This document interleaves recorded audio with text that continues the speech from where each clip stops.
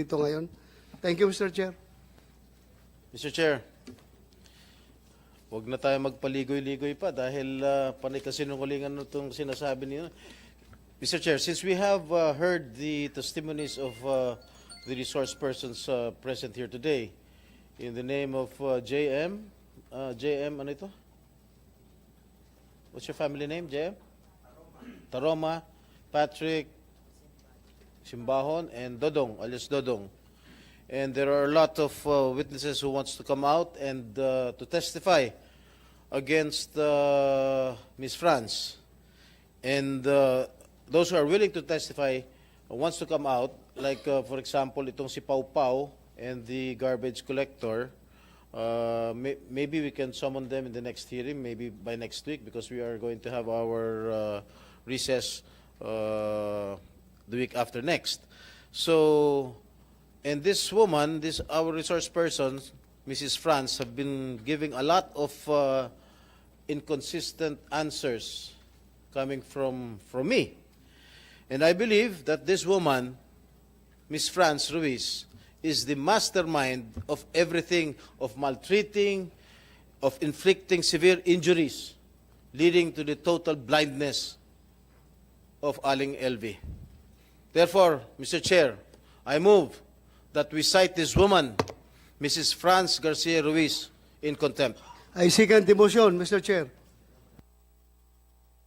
There is a motion here coming from Senator Estrada to cite in contempt Mrs. Franz Garcia Ruiz, duly seconded by Senator De La Rosa, and under the rules of the Senate, as affirmed.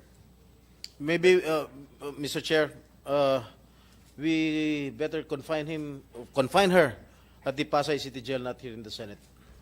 And under the, if I may continue, Senator Estrada, under the rules of the Senate, as confirmed by the Supreme Court in Balag versus Senate GR 234608, July 3, 2018, and other relevant Supreme Court decisions, the committee may, as affirming likewise the case of Arnold, cite a resource person in contempt. And the Sergeant at Arms may be directed by this committee to detain the said person cited for contempt.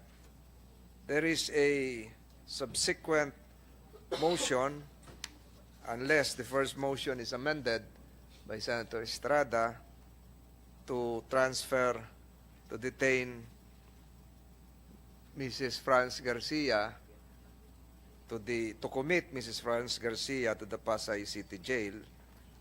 The chair would perhaps ask the movant to reconsider the Pasay City detention and instead commit said Mrs. Garcia to the Senate premises for the reason that we will also be needing her immediate presence during next week's hearing, unless Senator Estrada would want to retract his modification, or if Senator De La Rosa would support the subsequent Chair, amended motion, if I may. the committee would decide accordingly. Senator, Yep. Mr. Chair, if Senator I may. Estrada first. I will not withdraw my motion. I still insist that she be committed at the Pasay City Jail, because Pasay City Jail is just near the Senate. We can always subpoena her or call her attention in case this committee needs her presence here. Mr. Chair, That was the pleasure of Senator De La Rosa. before you rule the motion of Senator Jingo Estrada, may I move for a 1-minute suspension, Mr. Chair? Para mag-usapan tayong tatlo. Session is suspended for 1 minute. Senator Estrada, there is a pending motion with a modification, not duly seconded. May we know the pleasure of Senator Estrada, whether he is amenable to sticking to the original motion or to the modified motion. Senator Estrada, you have the floor. Thank you, Mr. Chair. Upon consultation with my colleagues, the Chairman, Senator Tolentino, and Senator Bato del Rosa, I withdraw my second motion to commit her to the Pasay City Jail and instead commit her here in the Senate jail. Thank you, Mr. Chair. The said motion was duly seconded by Senator De La Rosa. Finding no other objections, comments from our other colleagues, the Senate Committee on Justice and Human Rights, after consultations with the members and a closed-door deliberation, hereby approves the said motion of Senator Estrada and a detention order be issued to Mrs. Franz Garcia Ruiz for continuously evading the questions propounded by the members of this committee, as well as falsely testifying under direct examination by committee members and consistent with the rules of the Senate, which considers a commitment order issued by a committee as a contempt of the Senate.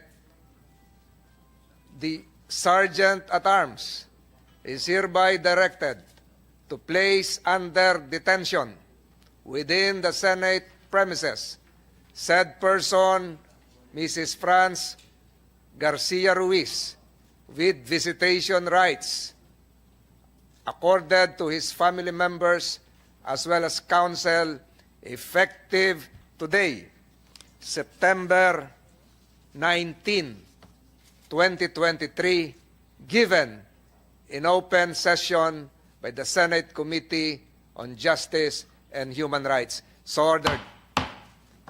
Osa, can you escort Mrs. Ruiz to the detention facilities of the Philippine Senate? Any motion to suspend the hearing for today? Mr. Chairman, I move to suspend the hearing for the day.